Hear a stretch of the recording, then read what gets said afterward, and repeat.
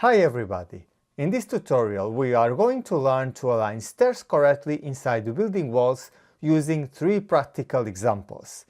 Then we will also look at common railing problems and how to fix them, as well as how to place stairs that span multiple stories. So we can start.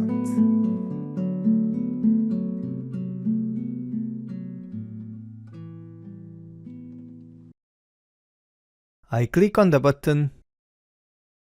Make sure the location line is on the left exterior support, the actual run width is 1000 mm, and that the landing is set automatically.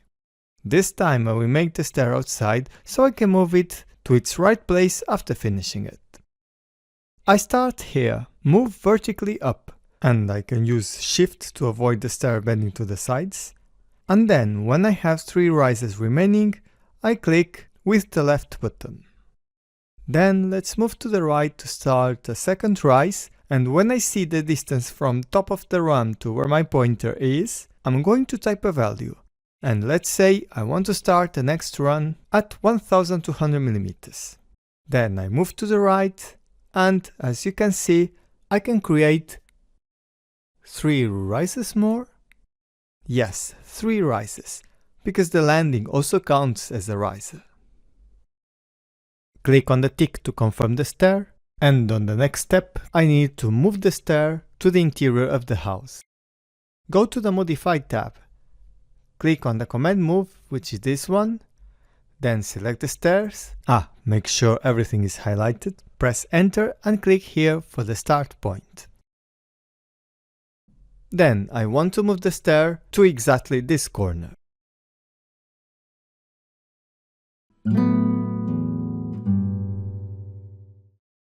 Let's draw a stair in a U-shape, and our goal is to attach it in this compartment.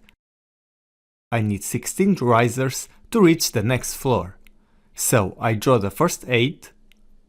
This time I'm using the location line in the center, then I start the second run of risers aligned with the end of the first run. Then drag the mouse down to draw the stairs vertically in this direction. As you can see, this is a simple way to draw a stair in a U-shape with the landing. This is important. With the sketch mode active, it's still possible to move the entire stair, but make sure you select it all. And as you can see, it's a bit hard to attach it to the walls by just dragging it from a random point. However, the move command is a great tool to attach each run to the wall. You will see. Click on move, select the element, press enter, choose this endpoint at a corner and move the run towards the wall. With this method, you can notice that the run width doesn't change. Then do exactly the same for the second run, and when I finish, just click in a blank space. To attach the landing, I can use the Align tool, select the reference line, then this entity to attach it to the wall. I can exit the sketch mode and I get a message that the railing is not continuous. This is common to happen when I draw a U-shaped stair. If you zoom a bit, this is the struggling point. In a 3D view, you can see better its appearance. There is a little gap here, and in the other side there is a small jump from the landing to the ramp. So, the way to solve this is increasing the landing. I am going to double-click in the stair to get back to the sketch mode. Then I select the landing, and if I click and hold this little arrow, you can see that I am able to extend the landing by dragging down with the mouse, and I can either put the distance that is indicating here or type a specific value. Let's put 0.3, and with that I will have enough room. Then I go to the other side and repeat the process. Click on the tick to confirm the changes and exit the sketch mode. Now I no longer have that issue. And in the 3D view, you can see the railing being continuous and it looks also more beautiful.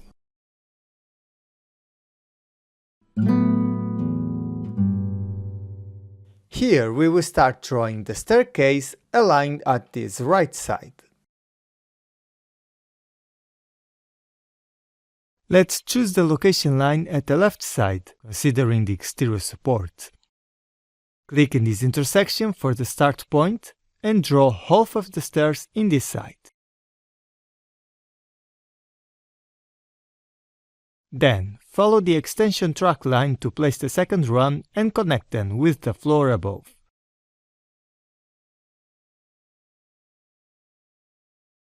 To put it in the right position, I'm going to use the Move tool, select this run, press Enter, and then click in this point and move it to the intersection of the wall below. Click on the tick to confirm the stairs and exit the sketch mode. And as what usually happens when I draw a stair in a U-shape, the rail is not continuous. When you switch to a 3D view, you can see that there is a break here.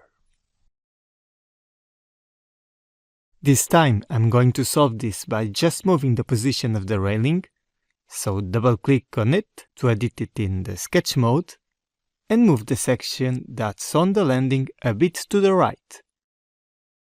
I'm going to set a distance of 10 centimeters, for example.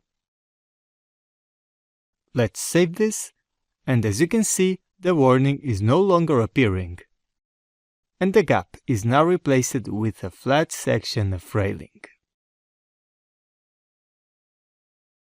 Now, we want to copy the stairs to the floors above, and there is a special button to do this process. I just need to select the stairs, and make sure you click on the stairs themselves and not on the railing. Then go here to Select Levels and Warning. Let's see what it says. To create or modify multi-story stairs, you need a view where level lines are visible. So I can't do this on floor plans, because I cannot see the levels, but this is a 3D view. It should work, of course, if I haven't hidden the level lines before. Let's go to Show Hidden Objects, and here they are. Click on one of the levels and unhide the category. OK, now I can repeat the process. Select Levels, and make sure you have this option turned on, Connect Levels. And this is going to be easy. Click on Level 3, then hold Ctrl and choose the Level 4. Click on the tick, and now the stairs are connecting all the floors. So, if you are interested in learning Revit from the beginning, I have a complete course in the platform Udemy, as well as another one in AutoCAD. If you join it, you will have free access forever. There aren't distraction ads, you can find DWG files and PDFs in some lectures, and I also included full exercises at the end of the course to practice your skills. So you can find the links below in the description and check out the list of contents and the preview lectures. So it's everything, see you in the next time.